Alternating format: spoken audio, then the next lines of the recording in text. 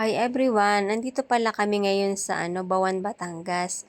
At ito yung Catalina Lake Residences. Ayan. Bali project nga pala to ng Santa Lucia.